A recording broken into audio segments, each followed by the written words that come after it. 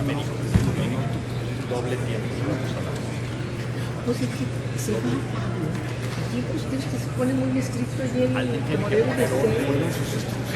No, que no sea así. Con su venia, señor presidente, señoras senadoras, señores senadores, el dictamen que hoy ponemos a su consideración contiene diversas reformas a una de las piezas legislativas trascendentales en el marco jurídico de nuestro país, fruto de una demanda colectiva y de la lucha de miles de víctimas y familiares de personas que sufrieron en carne propia la realidad del país en materia de delitos y violaciones a los derechos humanos. Esta ley es la Ley General de Víctimas. Todos recordamos la historia del recorrido en el país a lo largo y ancho, y también de la presencia de estos colectivos en Estados Unidos, justamente con este propósito: visibilizar las violaciones de las que son víctimas quienes clamaban justicia. Y por supuesto el Estado mexicano, al clamor de esta sociedad, garantizó resolver todos los impedimentos para que esta ley fuera desjudicializada a finales del sexenio pasado, entrar en vigor y luego también se hicieran reformas pertinentes. Sin embargo, a poco más de 3 años de distancia, las propias víctimas han estado prácticamente en la oficina de todas y de todos ustedes, precisamente pidiéndonos la revisión de la ley, denunciando fracasos en el diseño legal e institucional que hoy hace necesario que reformemos de manera integral el modelo de atención a víctimas que se encuentra vigente en el país y, por supuesto, este perfeccionamiento a partir de la implementación de una ley totalmente novedosa para nuestro país. Un poquito de historia, quizás. En 2013, muchos colectivos de víctimas, sus familiares y muchas organizaciones de la sociedad civil exigieron aprobar una ley construida desde la sociedad, y así lo hicimos. Pocos meses después de su publicación en el Diario Oficial de la Federación, nos exigieron aprobar reformas propuestas por ellos para atender observaciones de tipo jurídico, y así lo hicimos. Hoy nuevamente se nos plantean un conjunto de exigencias que hemos intentado reflejar hasta donde ha sido posible, siempre pensando, intentando reflejar, insisto, con la voluntad política de todas las partes, y lograr la construcción de estas reformas en este dictamen que hoy ponemos a su consideración. Y yo sí creo que es importante destacar, teniendo siempre enfrente resolver el problema que se nos estaba exigiendo resolver. Es decir, lograr que las víctimas de delitos o las víctimas de violaciones a los derechos humanos fuesen atendidas de manera debida, también de manera respetuosa, desde la Comisión de Atención a Víctimas. Es importante señalar que hay 3 cuestiones importantes que están contenidas en el dictamen. Una de ellas tiene que ver con que las víctimas que vienen de las entidades federativas reciban la ayuda provisional, oportuna y rápida de los recursos de ayuda de la Comisión Ejecutiva, pero también planteamos esa responsabilidad de las comisiones de atención a víctimas de las entidades federativas según corresponda, de acuerdo a las necesidades inmediatas que tengan relación directa con el hecho victimizante para atender y garantizar las necesidades de alimentación, de traslado, de aseo personal, del pago de su hotel, la atención de atención psicológica, el transporte de emergencia o cualquier alojamiento que fuese transitorio, pero siempre que éste pueda ser en condiciones de dignidad y seguras. Ese era uno de los clamores que las víctimas nos han estado planteando: no ser maltratadas, no ser revictimizadas, aduciendo que porque no se presenta una factura inscrita en el marco de lo que establece el SAT, estos recursos que devengan las víctimas no son reintegrados. Eso me parece que es uno de los elementos importantes que establecemos en estas reformas. Las medidas de ayuda provisional, siempre con un enfoque, y lo destacamos, transversal de la perspectiva de género y diferencial durante el tiempo que sea necesario para garantizar que la víctima o las víctimas puedan emprender el siguiente paso en condiciones de atención inmediata a su necesidad. La Comisión Ejecutiva, así como las comisiones de los estados, de las 32 entidades federativas, podrán otorgar a cargo de sus recursos de ayuda que corresponda medidas de ayuda provisional en casos urgentes de extrema necesidad o aquellos en que las instituciones de carácter público no cuenten con la capacidad de brindar la atención que requiere. La Comisión Ejecutiva o las comisiones estatales podrán autorizar que la víctima o víctimas que acudan a una institución de carácter privado con cargo al fondo o también con cargo al fondo estatal según corresponda.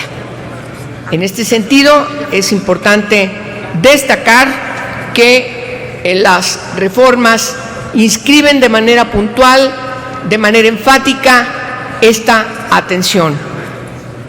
También establecemos que la Comisión Ejecutiva y las comisiones estatales, según corresponda, podrán cubrir los gastos que se originen con motivo de la contratación de expertos independientes o peritos, con cargo al fondo, el que está a nivel federal o en cargo al fondo a nivel estatal, según corresponda.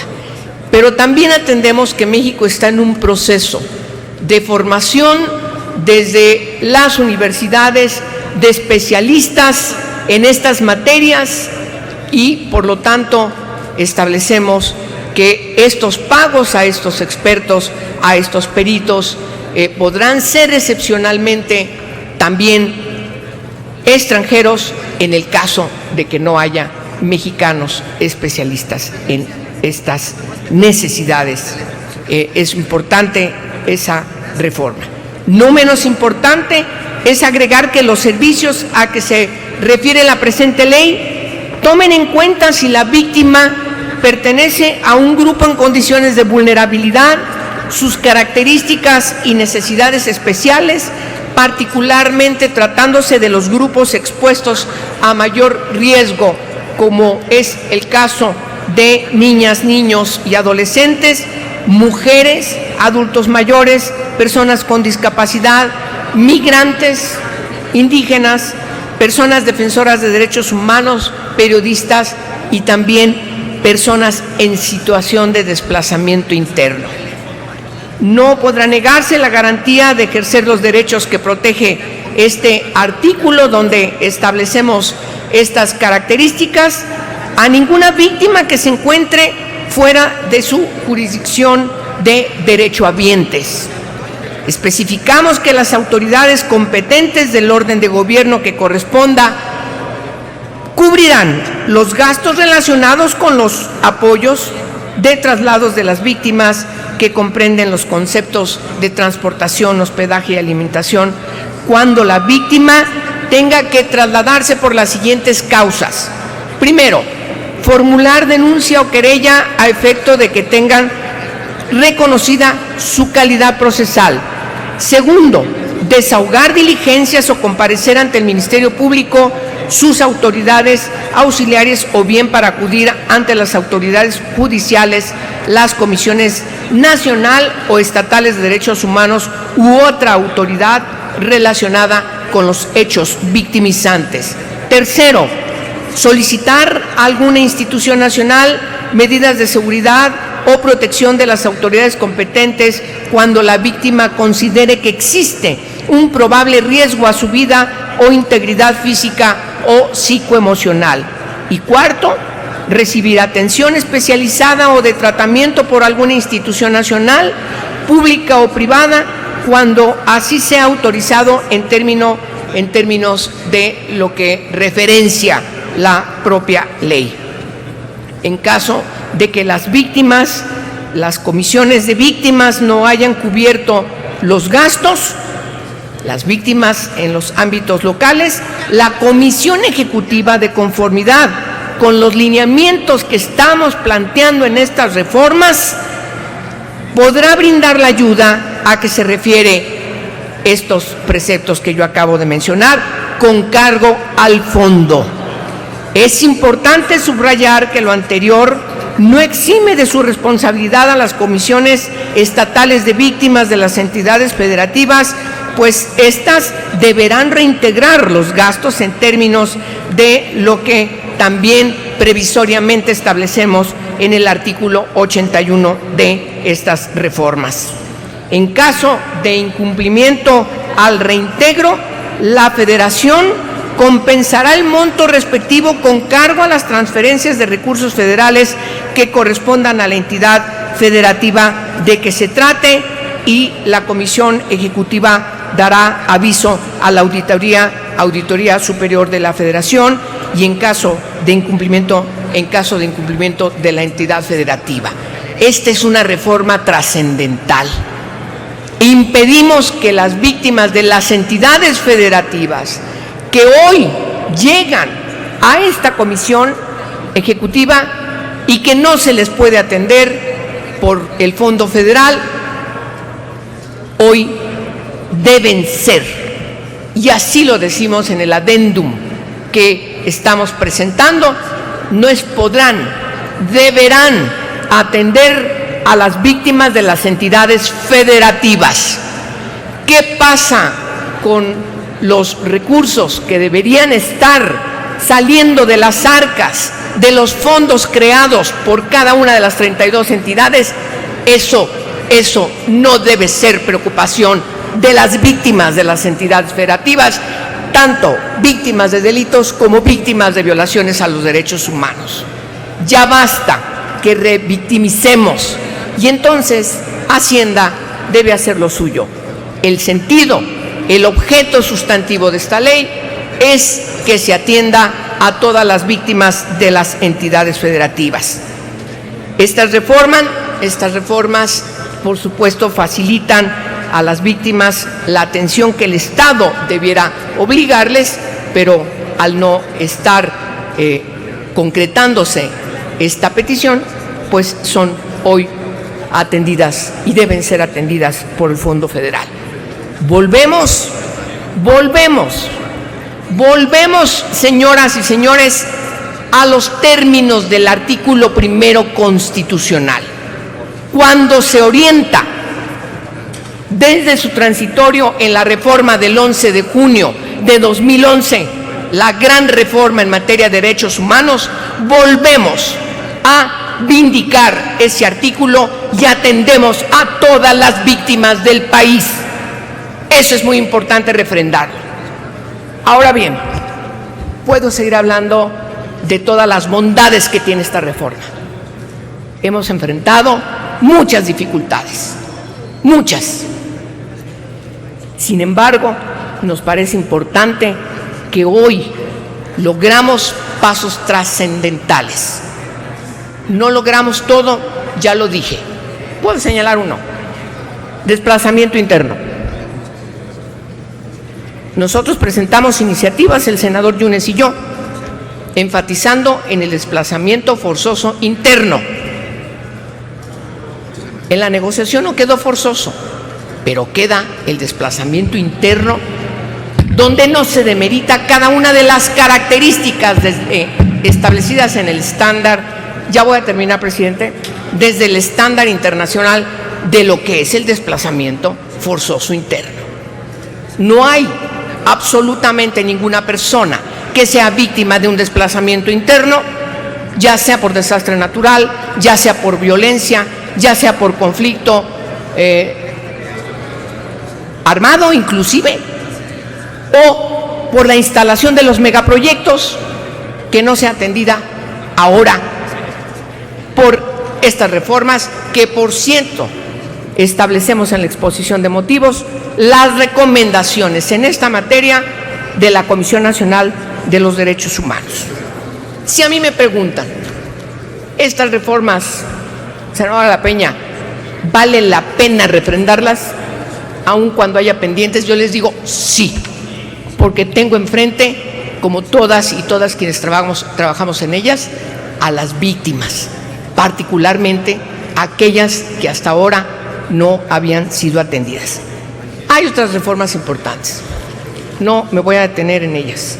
Simplemente quiero terminar invocando la sensibilidad de cada uno y cada una de ustedes, sobre todo en mi grupo parlamentario, para que tomen consideración del avance de las reformas.